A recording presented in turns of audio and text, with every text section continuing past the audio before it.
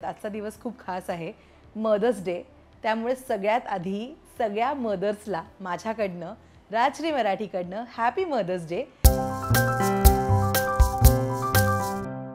आज एक newly Maugham मी तुमच्या भेटीला आणली आहे. खरं तर अस्मिता म्हणून तुम्ही तिचा रागही केलाय, तिच्यावर प्रेमही केलंय.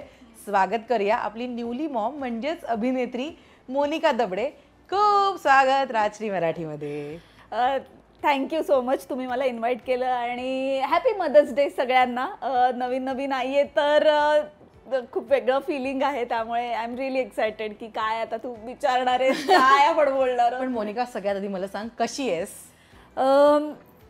आहे मी बरी आहे. नवीन आई आहे, त्यामुळे अजून 2 महिने पण नाही झाले बाळाला. 1.25 महिना नुकताच झालाय, तर सेटल होतीये मी. खूप गोष्टी घडत असतात आजूबाजूला, हार्मोनल चेंजेस, आणि हे खरं जाणवतं हा की मी उगाच मला सॅड होतंय, फील होतं, उगाच हॅपी, उगाच इमोशनल होतीये, तर या सगळ्या गोष्टींमधून जाते. त्यामुळे आहे ओके, मी मस्त आहे, पण मजा येते. येस, आणि ते आपल्या बॉडीमध्ये, म्हणजे आई होणं सोपं नाहीये. आपल्या बॉडीमध्ये होणारे चेंजेस, आपण आपल्या आवडीचं काम करत नाही आहोत, त्याची एक चिडचिड, हे सगळं ना एकत्र येतं. सो हे इमोशन्स कसे हँडल करतेस? मी ना जेव्हा प्रेग्नंट झाले ना, तेव्हाच मी सांगून टाकलेलं कामाच्या ठिकाणी की ना मला काम कंटिन्यू करायचं आहे, फक्त मी काही महिन्यांचा गॅप घेणार आहे. तर असं सांगितल्यानंतर मला चॅनल म्हणजे स्टार प्रवाह आणि आमचे प्रोडक्शनमध्ये म्हणजे सुचित्राताई या सगळ्यांशी बोलल्यानंतर त्यांनी मला ओके दिला होता. त्यामुळे माझ्याकडे एक रे ऑफ होप असतं ना की मला काम करता येणार आहे. त्यामुळे मी प्रत्येक वेळेस 1 डे ॲट अ टाइम या झोनमध्ये विचार करते, कारण की ठीक आहे मला काही दिवसानंतर कामावर जायचं आहे, त्यामुळे हीच वेळ आहे की मी तिच्याबरोबर बाळाबरोबर जास्तीत जास्त स्पेंड करू शकेन. त्यामुळे ही फेज जाणार आहे, नवीन फेज येणार आहे, ह्या गोष्टीचा विचार करून मी ते कोपअप करते. It's really difficult. आणि जेव्हा काय म्हणता येईल की काम, खरंच मला इतकं काम करायला आवडतं ना की मी आता इतके वर्ष अभिनय करते, तर ते सोडून मला घरात बसणं किंवा काहीच करता न येणं हे खूप डिफिकल्ट आहे. पण तेच की कामावर जायचं आहे या विचाराने मी आता ते की 1 day at a time. Yes, पण लेक कशी आहे? कारण आता नुकतंच तिला 1 महिना झाला होता, तू पोस्ट लिहिली होती, कशी आहे? तुला कसं ट्रीट करते ती? अतिशय गोड, ती हसते इतकी, आणि असं प्रत्येक आईला वाटतं, पण खूप सुंदर आहे दिसायला, आणि हलके भुरे डोळे आहेत, तुझ्यासारखेच आहेत असं म्हणायला. आणि खूप अशी हळूच हसते, अजिबात क्रँकी नाही आहे. मे बी गर्भसंस्कार झाले असतील की मी तिला सांगत होते की ना आपल्याला कामावर जायचं आहे, तू जास्त चिडचिड नको करूस, जास्त रडू नको.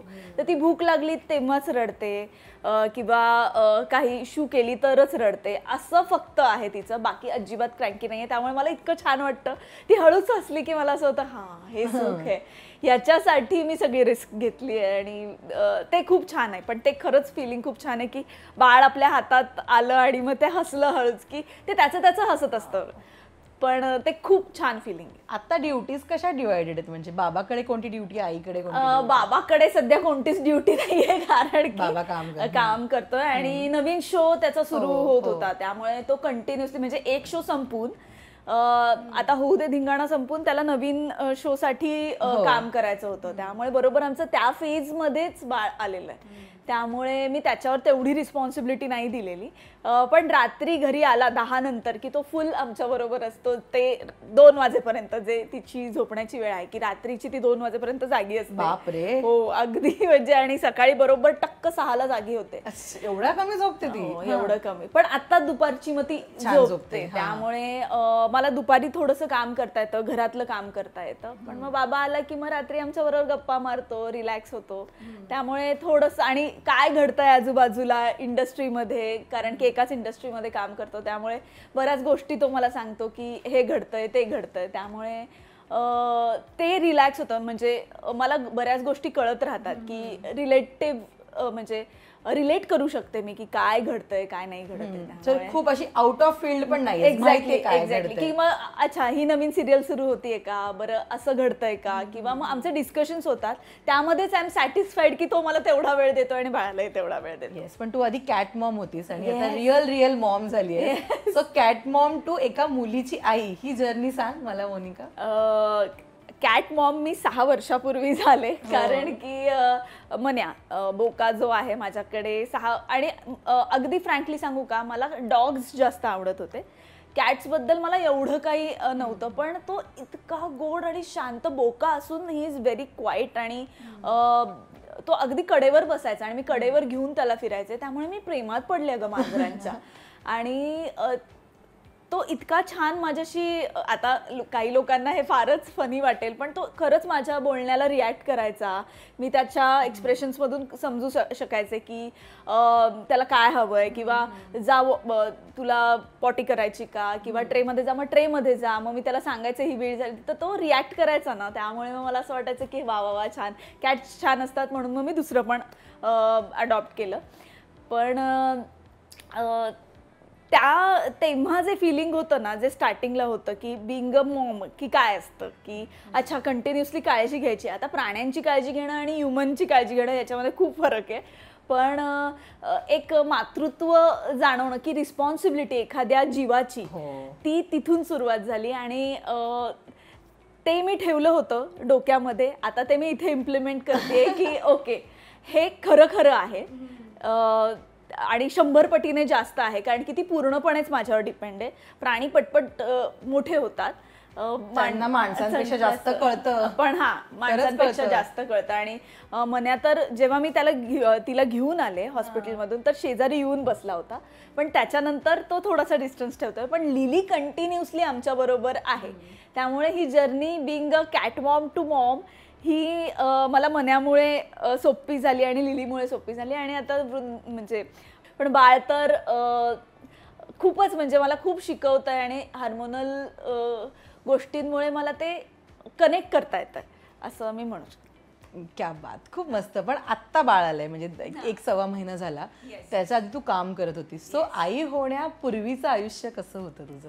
बिनधास्त होतं? अगदी खरं सांगू का, म्हणजे माझं असं होतं की बॅचलरहूड असतं ना तसंच, कारण की मी पुण्याची आहे आणि मी मुंबईत शिफ्ट झाले, तेव्हा पेरेंट्स बरोबर नाही किंवा कोणीच नाही. आणि इथे येऊन मला जवळजवळ आता 14 वर्ष झाली आहे मुंबईला येऊन. तर मी एकटीच घर घेतलं, म्हणजे चिन्मय होताच, पण ते सजवणं, ते सगळं करणं, त्यामुळे मला इतकं सोपं वाटायचं हे सगळं की छान छान, की मलाच जाता येत आहे कुठेही फिरायला, काही वाटलं तर खाता येत आहे, कुठेही जाता. आणि मुंबईमध्ये तर आपल्याला कुठेही लेट नाईट फिरायला तर इतकं आवडतं. पण आता इव्हेंच्युअली मला ते असं जाणवतं की नाही, it's not a easy task की बाळाला घेऊन, पण ते मी करणार आहे, की तिलाही मी सवय लावणार आहे की आपण फिरायला जाऊया, आपण वेगवेगळ्या गोष्टी ट्राय करूया, की खाण्याच्या बाबतीतही फसी नसलं पाहिजे, की सगळ्याची सवय असली पाहिजे. हे मी करेन असं मला आत्ता तरी वाटतं. आता न्यू मॉमचे जे डिझायर्स असतात ते सगळे मी तिच्यामध्ये इम्प्लिमेंट करते. आता बघू कसं होतं. क्या बात, खूप मस्त. पण आता ठरलं तर मग ही तुझी मालिका सुरू होती, आणि खरं तर मी एका मुलाखतीमध्ये वाचलं होतं तुझ्या की खूप मेहनतीनंतर तुला ही मालिका मिळाली. म्हणजे कोविडमधल्या त्या स्ट्रगल नंतर ही मालिका वाटायला आली. खरं तर नंबर 1 TRP मध्ये आहे ती मालिका. अशा वेळी आपण प्रेग्नेन्सीचा ब्रेक घेतोय, हे अजिबात सोपं नाहीये मोनिका. Exactly right. तुझ्यासाठी ती फेज डिफिकल्ट होती का, कशी होती ती एक्झॅक्ट? बघ, कोविड नंतर काय झालं, कोविडच्या आधी मी असं सासर सुरेखबाई नावाची एक सिरियल होती ती करत होते. त्याच्यानंतर मी तुझीच रे नावाची एक सिरियल करत होते. कोविड नंतर मला असं वाटलं की काम येईल, कारण की मी इतके वर्ष काम करते आणि एका चांगलं असं सासर सुरेखबाई पण नंबर 1 सिरियल होती कलर्स मराठीला. तर मला वाटलं की हो, आता माझ्याकडे काम येणार आहे. आपलं होतं ना की बन चुके, आता काय मला ओळखतात. पण इंडस्ट्रीमध्ये काम करणं हे इतकं सोपं नाहीये. तुम्हाला सतत दिसत राहणं, सतत लोकांबरोबर कनेक्टेड राहणं गरजेचं आहे. लोकांना टॅप करणं की मला काम हवंय.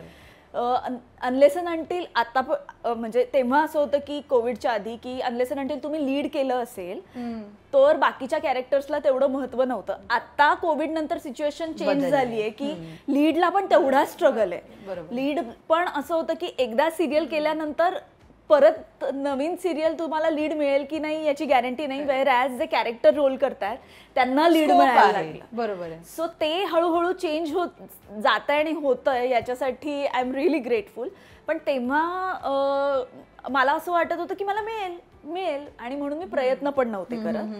आणि सडनली थांबलं काम आणि it was a very rough patch की लिटरली माझ्याकडे पैसेच नव्हते अगं. आणि असं होत होतं की काय करावं, मग आता पुण्याला जावं का तेव्हा. आणि मी यूट्यूबही सुरू केलेलं नव्हतं. आणि तेव्हा ॲक्च्युली मन्यानी मला जास्त हेल्प केली आहे की तो माझ्याबरोबर कंटिन्युअसली असायचा, कारण की चिन्मय वर्किंग होता आणि मी घरात एकटी असायचे गं. आणि त्याची काळजी घेणं, त्याच्याबरोबर कॉन्व्हर्सेशन, त्यामुळे कॅट मॉम हे खरंच मी कॅट मॉम म्हणून तेव्हा जगले. पण त्या पॅचमध्ये त्यांनी मला मदत केली आणि कट्टू मला हे रिअलाइज झालं की मला लोकांपर्यंत पोहोचलं पाहिजे. मी कितीही म्हणजे पुण्याला जाणं हा अगदी सोपा ऑप्शन आहे. मला फार लोकांमध्ये मिक्स व्हायला आवडत नाही किंवा पटकन कुणाबरोबर मैत्री करायला आवडत नाही. पण प्रोफेशनल राहून मी सगळ्यांना टॅप करू शकते हे मला तेव्हा जास्त जाणवलं. आणि मग मी केलं टॅप आणि इव्हेंच्युअली मग मला आलं काम. त्याच्या आधी मी आई मायचं कवच नावाची सिरियल करतच होते, भार्गवी चिरमुलेची होती आणि मी निगेटिव्ह लीड. पण त्याच्यामध्येही फार काही झालं नाही. पण इव्हेंच्युअली मग ही सिरियल माझ्या डेस्टिनीमध्ये होती म्हणून मग ती आली आणि मला मिळालं काम. पण मग एवढी छान मालिका चालू असताना म्हणजे अचानक सरप्राईज होतं हे प्रेक्षकांना की अरे अस्मिता प्रेग्नेंट आहे. काय आहे अगदी फ्रँकली स्पीकिंग एज फॅक्टर या. सो 34 जसं मी हिट केलं ना तसं माझं असं झालं काम तर होत राहील पण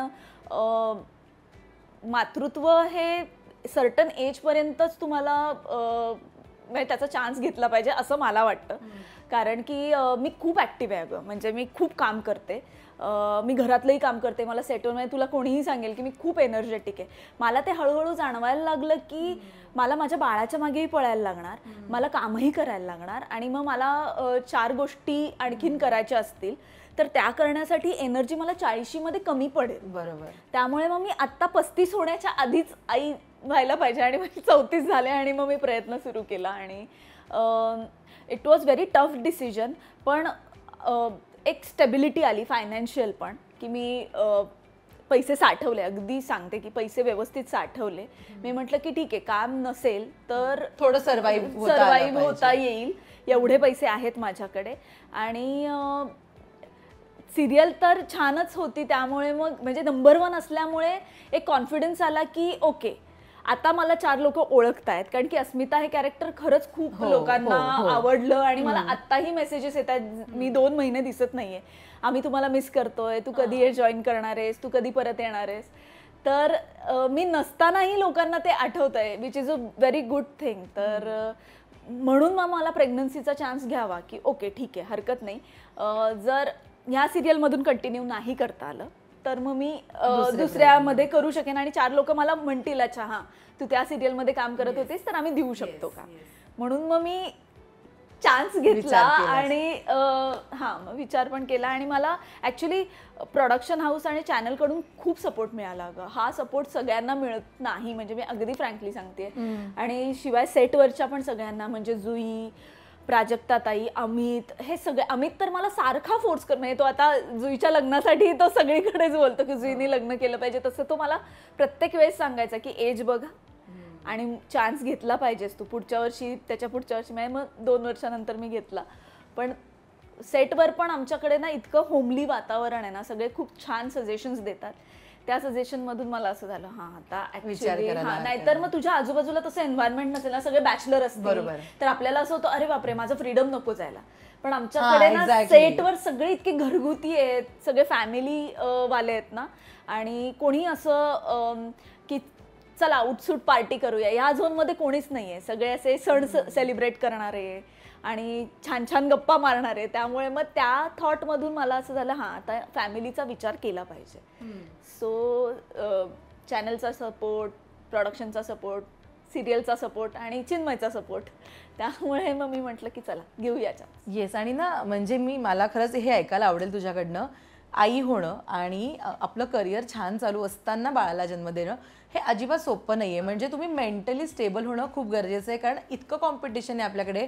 out of site out of mind हा विचार 1% तरी आपल्या डोक्यात येऊ शकतो, राईट? आणि तो आहेच. म्हणजे अगदी तो इम्प्लिमेंट होतो कारण की दररोज नवीन सिरियल येत आहेत ग आणि दररोज नवीन फिल्म्स येत आहेत. काही फिल्म्स चालतात, काही नाही चालत. मोठमोठे ऍक्टर्स आता टेलिव्हिजनकडे वळत आहेत का तर सतत दिसत राहणं गरजेचं आहे. यावेळेला असा विचार करणं, पण मग त्यासाठी मग मी युट्यूब चॅनलही सुरू हो केलं. हो हो कमाल आहे. म्हणजे मी तुला मगाशी म्हणाले कौतुक आहे बाबा, मुलीला सांभाळतेस तू, घर सगळं स्वतः करतेस घरामध्ये आणि प्लस युट्यूब चालवतेस, तारेवरची कसरत आहे ही. पण तेच मला खूप आवडतं अगं करायला, म्हणून ते जमतं. जर मी किरकिर केली किंवा असं की नाही होते तर मग नाही होणार. ते मला आतून खूप आवडतं, म्हणूनच मी कामाच्या ठिकाणी पण आता जाणार, सिरियल जॉईन करणार. हो तू म्हणालीस की लवकरच मी जॉईन करणार आहे सिरियल. तर त्यासाठी मला आतून छान वाटतंय की येस मला काम आणि करायचं. ट्विस्ट म्हणजे तू मुलीला घेऊन जाणार आहेस सेटवर. येस, मी मुलीला घेऊन जाणार आहे आणि माझ्या बरोबर माझी हेल्प पण असणार आहे. आणि एक सर्टन टाइम मध्येच मी सांगितलंय की आता एक 6 महिन्याची होईपर्यंत मी पूर्ण वेळ नाही, 12 तास नाही काम करणार, कारण की आमचे 12 तास हे 15 तास असतात ऍक्च्युली. पण मी तेवढं नाही करणार. तर त्याच्यासाठी मला सपोर्ट मिळालेला आहे. अगदी शेवटपर्यंत काम करत होतीस, म्हणजे ऍडमिट होण्याच्या वेळेच्या आधीपर्यंत तू होतीस. तुझं छान सेटवर डोहाळे जेवण सुद्धा झालं होतं. आणि ना म्हणजे मूड स्विंग्स म्हणा किंवा नॉशिया, कारण माझ्या 3 बहिणींच्या डिलिव्हरी मी बघितल्यात, सो आय नो काय होऊ शकतं. सो या सगळ्या गोष्टी घेऊन सुद्धा तू सेटवर वावरत होतीस, तू काम करत होतीस आणि वेळेच्या आधी तू बाळाला जन्म दिलायस. हो अगदी है ना. ते कसं सांभाळलंस, ते 9 महिने कसे सांभाळलेस स्वतःला? पहिले 3 महिने खूप अवघड होतं.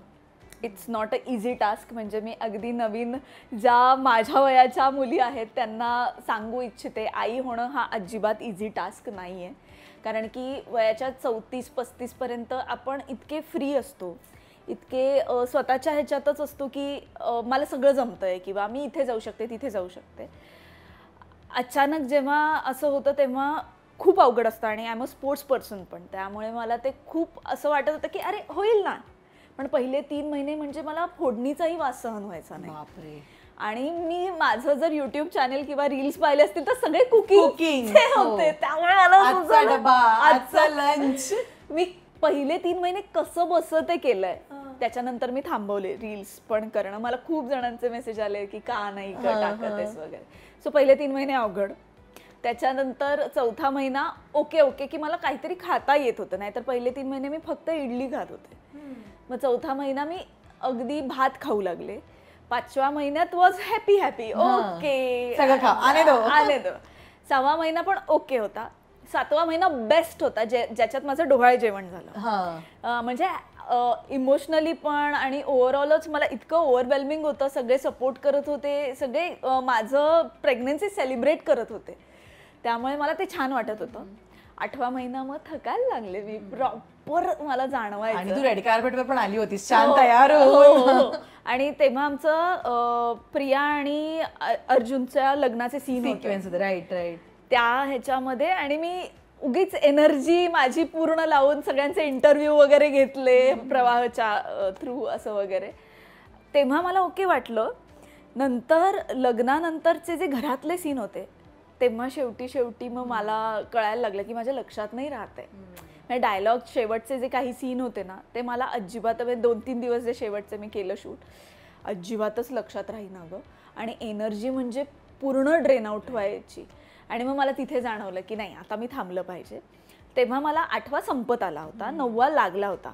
आणि 9वा लागल्या म्हणजे मार्च लागल्या मला अनकम्फर्टेबलच व्हायला लागलं, कारण की गरमी सुरू झाली. आणि मग मी डॉक्टरांना कन्सल्ट केलं.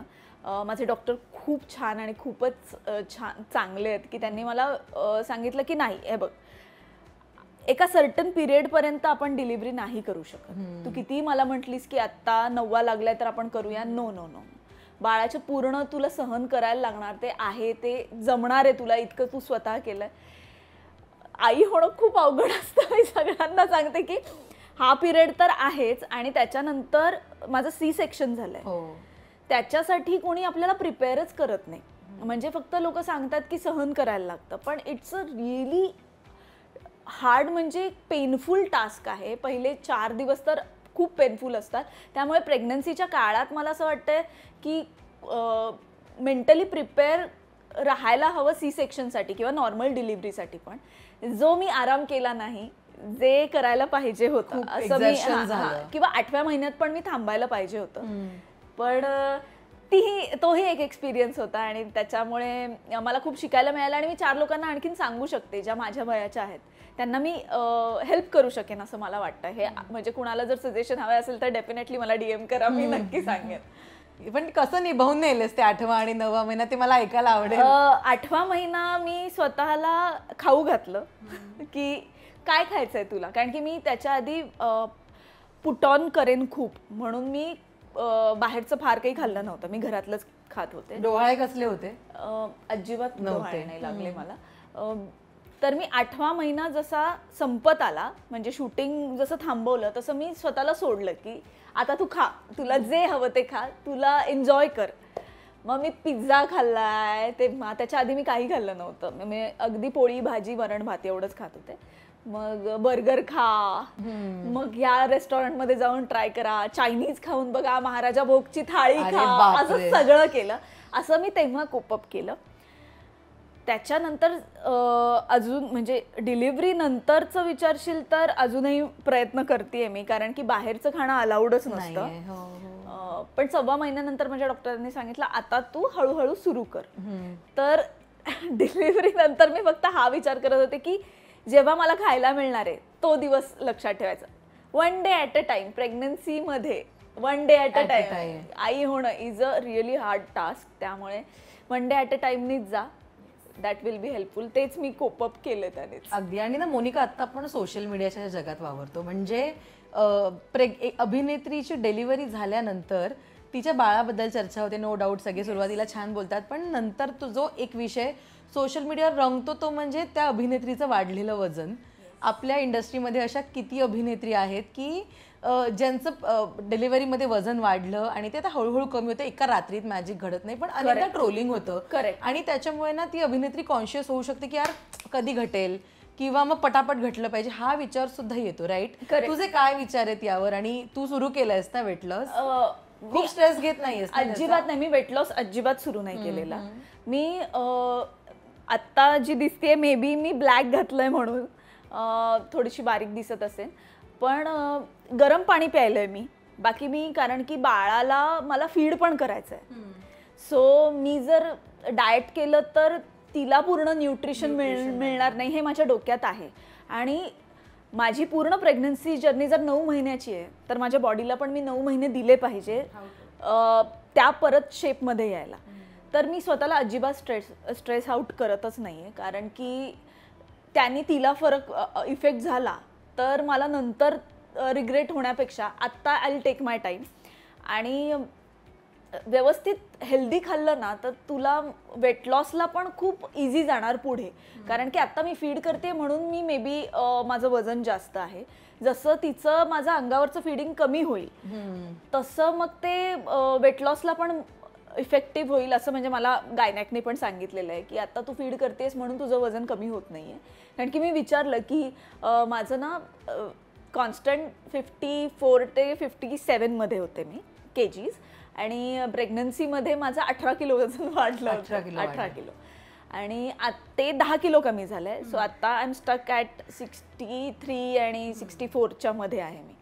सो मला 10 किलो कमी करायचं आहे, पण ते मी 9 महिन्यानंतर करणार. कारण की मी तेच आहे की बॉडीला जर मी 9 महिने प्रेग्नन्सीसाठी दिले तर मग मी 9 महिने पूर्ण थांबणार, बाळाला पूर्ण फीड करणार 1-1.5 वर्ष आणि मग मी बारीक होणार. स्ट्रेस नाही.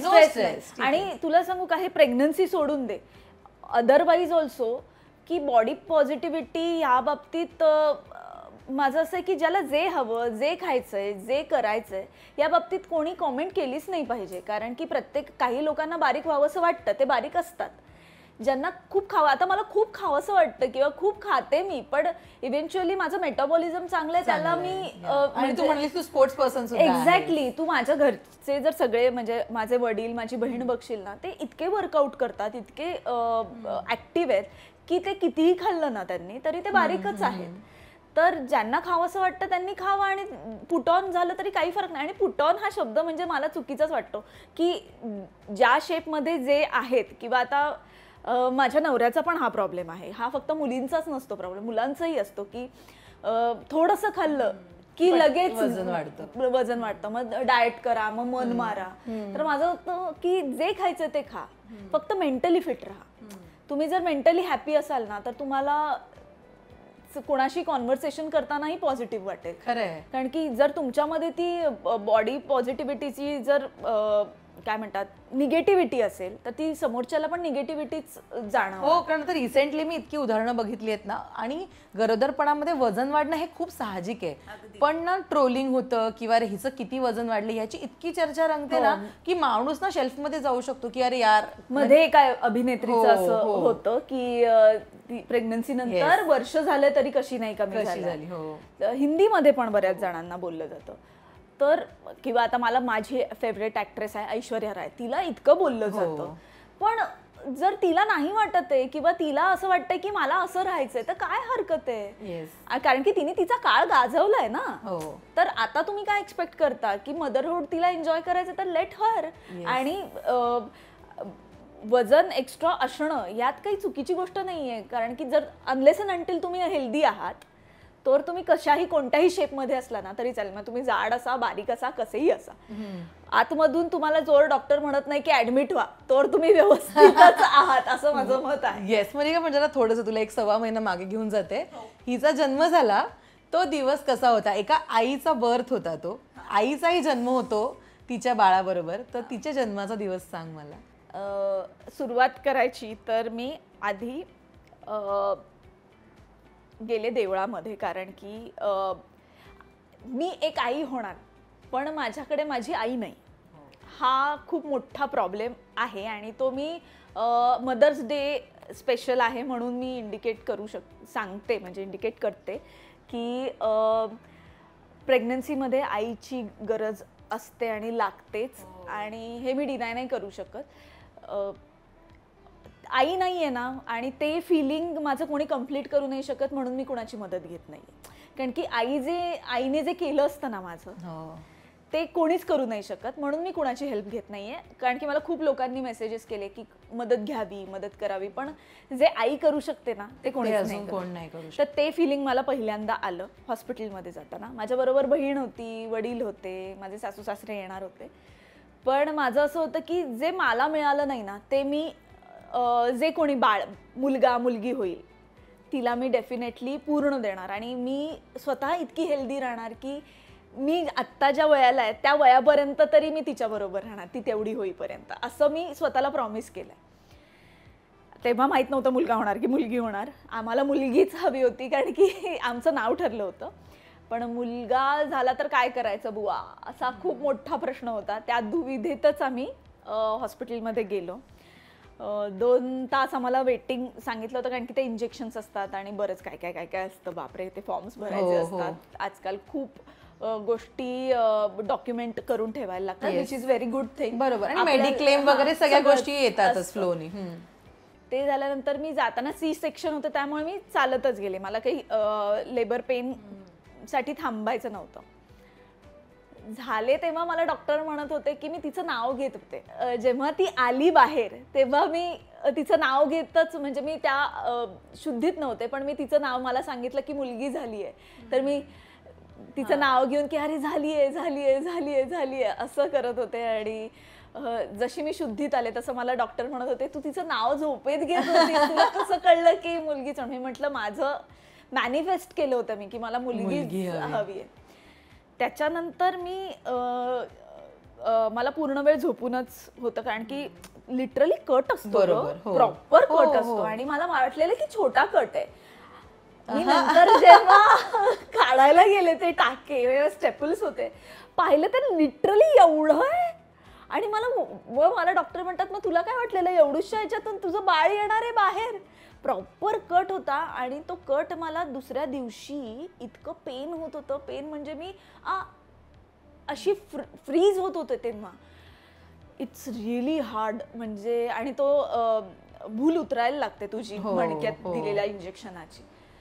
ती उतरताना तर आणखीनच त्रास होतो. एकतर तुम्हाला खायचं नसतं, तुम्हाला प्यायचं नसतं पाणी, ते सलाईन मधूनच तुला म्हणजे तहान नाही लागत काहीच नाही, पण तुला एक फिलिंग असतं ना काही कोरडं पडलंय. त्यामुळे मला दुसऱ्या दिवशी दुपारी, म्हणजे तो दिवस गेला अख्खा, रात्र गेली आणि दुसऱ्या दिवशी दुपारी खायला अलाव केलं त्यांनी. तेव्हा मग माझ्या मामीने मला डबा करून पाठवला होता, पेज पाठवली होती. त्याच्यानंतर माझं असं झालं की आता याच्या पुढे काय, कारण की ते जर दुखत राहिलं तर मी कुणाचीच म्हणजे मला कुणावर तरी डिपेंड राहायला लागणार.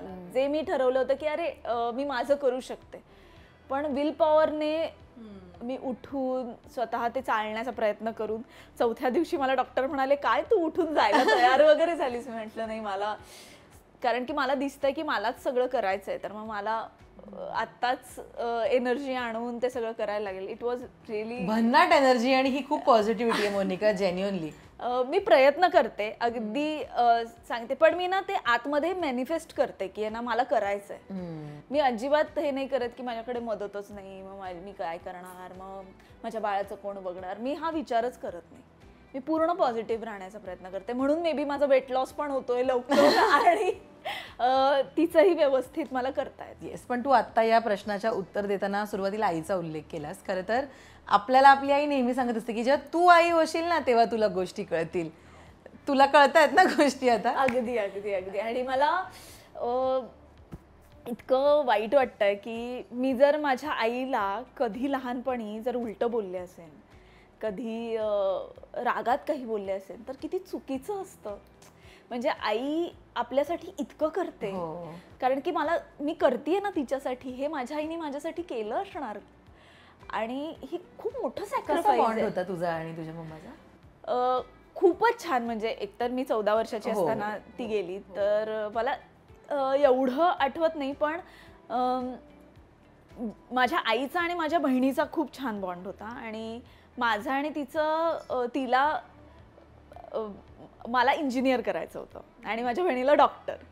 तर म्हणून मी सायन्स पण घेतलेलं, 11वीत होते मी. पण फार ना मला तिच्याबद्दल आठवत नाही, मला फक्त एक फिलिंग आहे की ना मी ना तिला हक करायचे ग. ती पोळ्या लाटत असायची आणि मला तेवढंच आठवतं की मी तिला हक करायचे आणि ती तशीच लाटत राहायची पोळ्या. आणि ते एक फिलिंग आहे की मदरली माया जे असतं ना, तेवढंच मला आठवतं, बाकी मला काही आठवत नाही.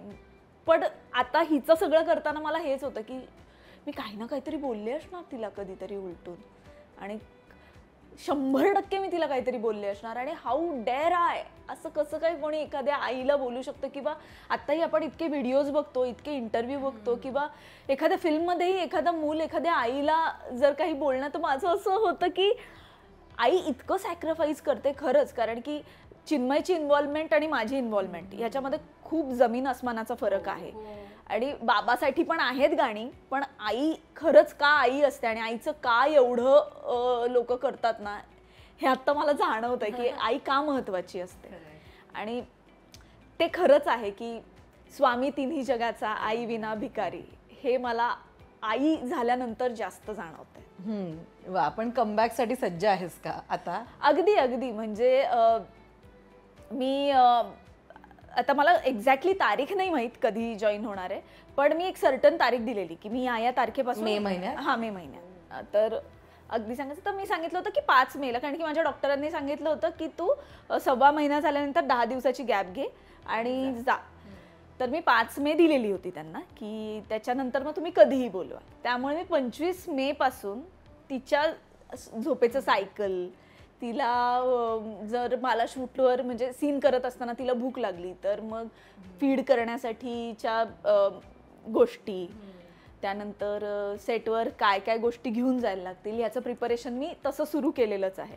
आणि माझं चालूच आहे की मग खाणं पिणं याच्यावर लक्ष, बाहेरचं जास्त खायचं नाही, किंवा डाएटमध्ये काय काय गोष्टी, प्रोटीन जास्त ॲड करायचे, कार्ब्स कमी करायचे, फायबर जास्त ॲड करायचे, त्यांनी वेट लॉस होणार, गरम पाणी प्यायचं. याचं माझं 25 तारखेपासून प्रिपरेशन सुरू, प्लॅनिंग झालेलं आहे. प्रिपरेशन म्हणजे आता चालू आहे. येस, पण मोनिका, मदर्स डे आहे, मला या निमित्ताने सांग की लेकीचा जन्म झाल्यापासून, म्हणजे तू आई झाल्यापासून तुला तुझ्यामध्ये झालेले 2 बदल, पॉझिटिव्ह बदल आणि तुझ्या बदललेल्या 2 सवयी, त्या काय आहेत? ओके, पॉझिटिव्ह बदल म्हणजे पेशन्स वाढले. अगदी पेशन्स. म्हणजे एका ठिकाणी बसून कंटिन्युअसली फीड करणं is not a easy task. तर ते मला जमलंय. आणि एखाद्या व्यक्तीसाठी आपला वेळ देणं, कारण की आता इंटरनेटवर इतक्या गोष्टी अवेलेबल आहे की लगेच आपण फोन काढला बघितलं झालं असं होतं. पण तो फोन न हे करता एखाद्या व्यक्तीमध्ये इन्व्हॉल्व्ह होऊन कॉन्व्हर्सेशन करणं हे मला तिच्याकडून शिकायला मिळतंय. कारण की मला मोबाईलला खरंच हात लावता येत नाही, त्यामुळे मला काही पोस्ट पण करता येत नाही किंवा नवीन काही गोष्टी चालू आहेत हेही कळत नाही. त्यामुळे पेशन्स आणि एखाद्या व्यक्तीमध्ये इन्व्हॉल्व्ह होऊन कॉन्व्हर्सेशन करणं, कारण की मग मी जे बोलणार तेच ती बोलणार, तेच तिच्या कानावर पडणार, तर त्याच्यासाठीचे प्रयत्न मी करतेय. सो ह्या 2 गोष्टी पॉझिटिव्ह बदल आहे. पण ते बाळ माझ्यावर डिपेंड आहे. सो काय आता चांगली गोष्ट म्हणजे मला ते कसं रिलेट करून सांगू की तिला क्लीन ठेवणं, हायजीन, सगळं म्हणजे घरातलं हायजीन, ह्याच्याबद्दल चांगल्या प्रॉपर गोष्टींचा रिसर्च करणं, ह्या सगळ्या चांगल्या गोष्टी माझ्यामध्ये मी आता आणखीन जास्त अडॅप्ट करतेय. की म्हणजे आता मला तिला बाहेर घेऊन जायचं असेल तर आधी आपण असेच जायचं ना, घेतली चावी निघालो. पण आता चांगली गोष्ट अशी होतीये की मी मेंटली त्याच्यासाठी प्रिपेअर्ड राहते की मग सॅनिटायझर घेऊन ठेवायचं किंवा वाईप्स घेऊन ठेवायचे किंवा बॅग तयार ठेवायची. नाही तर मग आधी मी अशीच जायचे कुठेही गेले निघाले. ही एक चांगली गोष्ट की हायजीनच्या बाबतीत मी अजून अलर्ट झाले. आणि खाण्याच्या बाबतीत मी पूर्ण आता क्लीन डाएटच असलं पाहिजे याच्यावर मी जास्त कॉन्सन्ट्रेट. नो कचरा इथलं तिथलं काय नाही, अबरचबर. नो आता फक्त की मग जर ब्रेड खावासा वाटला तर सारडो खायचा, मल्टीग्रेन. पण मग मी मैदा, मग ते इन्ग्रेडियंट्स वाचा त्यातले काय आहे की मी क्लीन खाल्लं तर मग तिला क्लीन. ह्या चांगल्या गोष्टी आता जास्तीत जास्त माझ्या रुटीन मध्ये यायला लागल्या. क्या बात. आणि मी खूप एक्सायटेड आहे तिला बघायला. सो आजच्या दिवशी आई मुलीला काहीतरी प्रॉमिस करेल किंवा आई मनातली गोष्ट मुलीला काहीतरी सांगेल या मुलाखतीच्या माध्यमातून, तर ती काय आहे मोनिका? काय सांगायला आवडेल तुला लेकीला तुझ्या? मला पहिली गोष्ट सगळ्या आयांना सांगायचं आहे की मेंटल हेल्थ ही खूप गरजेची असते. तुम्हाला जे बरोबर वाटतं ना याच्यावर खूप विचार करा आणि ते आचरणात आणा. तुम्ही सगळ्यांचं ऐकत बसण्यामध्ये वेळ घालवू नका. कोणत्याही एजची आई असेल, ती न्यू म्हणजे माझ्यासारखी असेल नवीन, किंवा जी 3 वर्षाच्या मुलाची असेल, 10वीतल्या मुलाची असेल, आईने मेंटली काम राहणं खूप गरजेचं आहे. त्यामुळे सगळ्या आयांना मला एकच सांगायचं की शांत राहा आणि आपल्याला जे बरोबर वाटतं ते करा. मे बी तुम्ही 4 लोकांचं सजेशन घेऊ शकता आणि त्याच्यामधून ठरवा, पण स्वतःचं डोकं शांत असणं, मेंटल हेल्थ तुमची करेक्ट आणि पॉझिटिव्ह असणं खूप गरजेचं आहे. त्यामुळे सगळ्या आयांनी त्याच्यावर जास्त विचार करा.